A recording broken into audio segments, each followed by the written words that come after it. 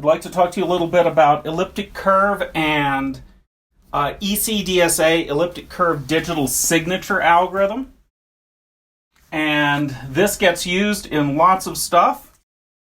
But before we really get into the elliptic curve stuff, I want to talk a little bit about the history of encryption. And we used to have a thing called a one-time cipher book.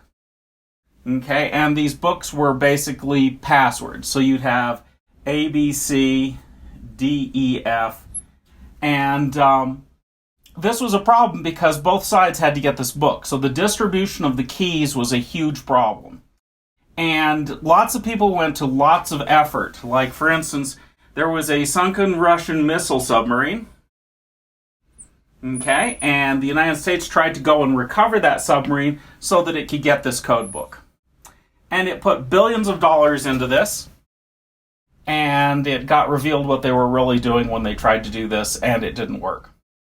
But this was kind of the system that people used for encryption up until 1977. And in 1977, some mathematicians, some cryptographers realized that you could do a different kind of system instead of based on passwords, ciphers, that instead used number theory. And they came up with public key cryptography. Roughly speaking, the way this works is that instead of you encrypting something where both the sender and the receiver use the same key and maybe cross it off their list, and then they go on to the next key and cross it off their list, instead of doing it something like that, what we'll do is we'll have a public key, and the public key is what you use to encrypt to send something to the person that public key belongs for. And then you have a private key, and the private key is the one that people want to keep private. That's why it's called private. And that's how you decrypt things that you received that were encrypted with your public key. So your public key you can publish. You send everybody your public key, it's not a secret. And anybody that wants to talk to you uses your public key to encrypt, you use your private key to decrypt. So that is the encryption scheme. Now, if I have two people, A and B, and A wants to send a message to B. So A uses the public key of the message to send it to B. B uses the private key on the message to decrypt it to get back the answer. Then B turns around and says, what I really want to do is I want to communicate back to you. So B uses the public key of A on the message. And they send this over to A. A says, I will use my private key on message M1, M prime here. And that will allow me to decrypt the message and get back to the M prime. Now, you keep your private keys private. You don't give them to anybody. You protect them.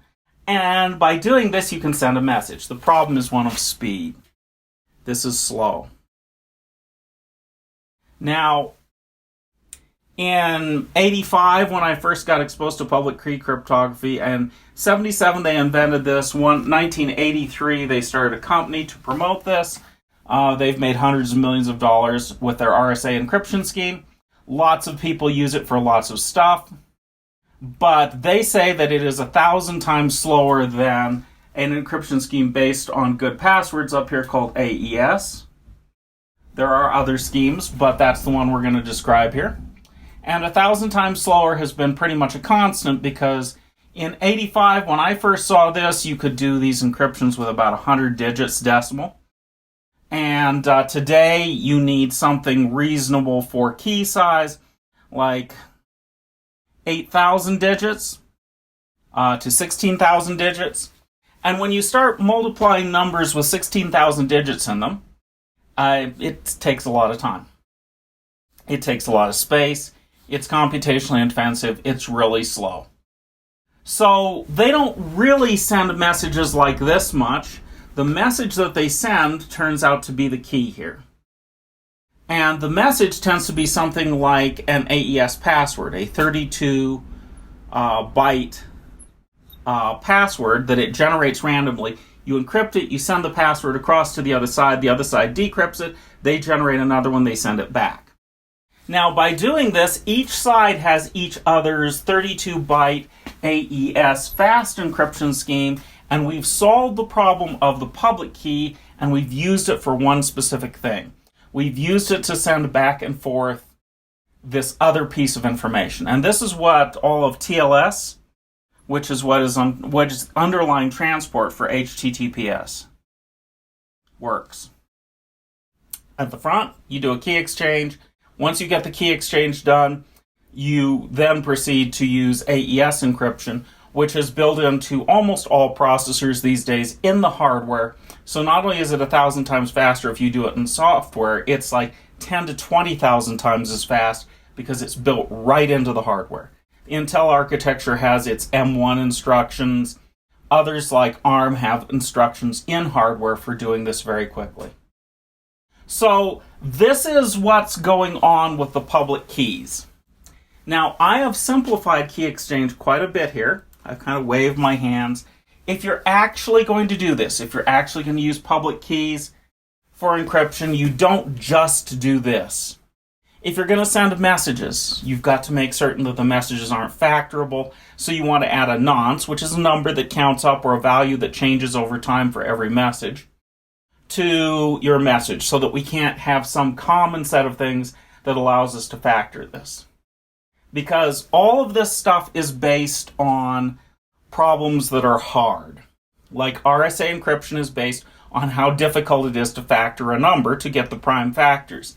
And when you're talking about numbers that are 8,000 digits long, it is very difficult. Mathematicians consider it a difficult problem, which is kind of like their understatement of all time.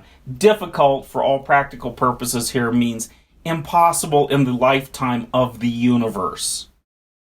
So, not only do you need a nonce, but you also need some way to make certain that the sender over here is really sending the same message that the receiver is receiving. So you add a special kind of checksum like CBC or GBC. There are a number of these different kinds of checksums.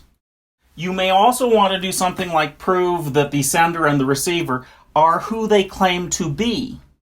And HTTPS does this with a thing called Web of Trust, where there's a trusting authority. They issue a thing called a signature that signs a piece of data that says this person down here is a trusted authority to create other trusting authorities.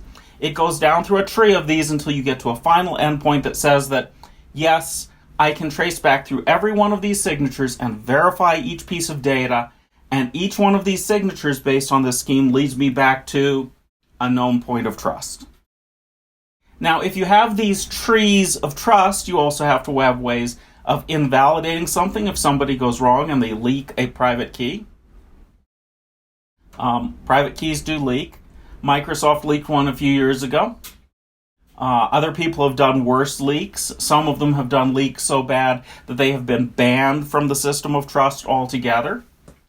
So you have to have a way of revoking keys. So most of our updates, if you're on a Macintosh, every month there's an update that eliminates people's old bad private key signature capabilities and establishes new entities in the web of trust.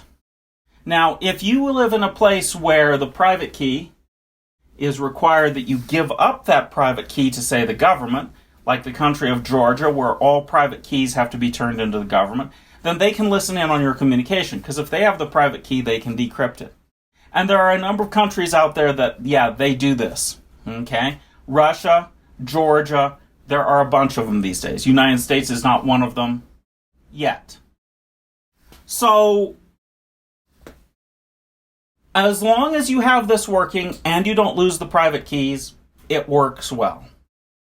Provided that these things are not factorable. That's the concern with quantum computation, is that as soon as we get a quantum computer that's big enough, it'll be able to factor these in linear time.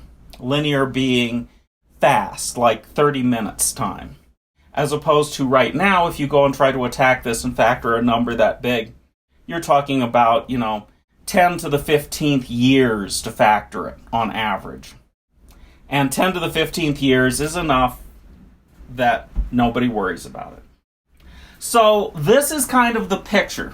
Now, remember I said they sign stuff with this? We're going to go into the signature algorithm itself and look at the signature algorithm. But the idea is that if you want to prove that you are the person that holds a particular private key, you can take this private key and you can use the private key to do a signature on some piece of data, probably just a random string. You sign that data, and then the receiver can use the public key to say, is this a correct signature for this piece of data? The same way the web of trust works. And if it is, then this person must be the holder of the private key. For instance, in Bitcoin, I take my private key, I build a transaction that I want to transfer 10 Bitcoins from me to somebody else. I sign it with my private key, and then I send the transaction. All of the receivers see this transaction and they all go, wonder if it's valid. Well, let's check it with the public key. And, this is actually this person saying they really want to do this. Okay, then I will transfer the 10 Bitcoins. So that is what the signature does in this. And since all of these guys out here, 11, 12,000 Bitcoin nodes, or I looked the other day, 13,000 Ethereum nodes, they all check the signatures every single time. Okay? This means that we can trust that if you signed it with your private key. Now, you'd like to protect your private keys. Okay? So, these systems don't just have you throw your private key in a file. They encrypt your private key using something like AES, and you have to have a password to access your private key. Because you remember, some of your private keys are large. Now, elliptic curve, they're not this big. We're going to touch on that in a second. But even so, you encrypt your private keys. So the password that you use to encrypt your private keys is your security against other people being able to crack open your private keys. If you don't use a good password, you have a problem. And the same thing applies to like hardware wallets and other systems. You have to use a good, strong password. Now, if you lose the password, your goose is cooked. If you lose your private keys, your goose is cooked. Okay? So you've got to have both. It seems to be the most common thing these days that people think that, I have my password for this, therefore I have access. No, you have to have the private key as well. Now, are you the holder of your private keys is a good question. You want to be able to do trades on an exchange, and they generate a set of private keys associated with your account, and they're holding the private keys for you, so you just need the password. Then you don't have to worry about backing it up. Of course, if they lose their private keys, okay, let's think about this. You've got some exchange that's got 100,000 people that use it on a regular basis. They've got 100,000 sets of private keys. Man, do they have a target painted on them like you can't believe. Now, if they lose them, you lost your funds. Now, let's say that you're on Ethereum, but instead of just keeping the stuff in your account, you transfer it to a private account. So you generate your own private keys and you just transfer your funds out of their account to your account. Now, they don't have the private keys to your account, your own personally generated private keys, so they can't move it. But whenever you want to use it, you transfer it back to the account that the exchange holds, send it off to someplace else. Now, that means that you've got to hold your own private keys. That means you've got to do backup. That means that you really, really have to do backups. As in, you may want to print out a copy of your keys and keep them safe someplace. Okay? Because if you lose them, if there's a flood and you live in an apartment and it gets wet and you can't read that piece of paper that you printed it out on, and your computer is destroyed, oops. So you really have to be responsible for your keys. You have to back them up. You have to make certain that they don't get stolen or lost. You have to make certain that nobody hacks into your computer and gets access to your keys. You have to make certain that you have real passwords for your keys. So this is the problem that we face with these keys. But to understand this, let's talk about how elliptic curves work, why we have a system today that is in common use that doesn't require these huge numbers. Elliptic curves are all fixed length numbers, so that they run much faster than this stuff, and how they're used in all of these change. Let's look at that next. Now, in the notes for this lecture, okay, I do mention 2 articles in here. Well, they're about RSA. One of them's about RSA, the other's about elliptic curve. The RSA is relatively easy to understand. You should go and read the article. I mean, we're talking about something in the Atlantic Monthly, okay, from 2002. The system hasn't changed much, okay, except the keys have gotten bigger and bigger and bigger. And they're going to continue to get bigger as computers get faster. And the second one is on elliptic curve, and you should definitely go and read that as well. It's a primer on elliptic curve. I'm going to take my 2 illustrations, the animations in here, from that article. But you should go and read those 2 articles so that you've got a better understanding. All right, with that, let's go take a look at how elliptic curves work.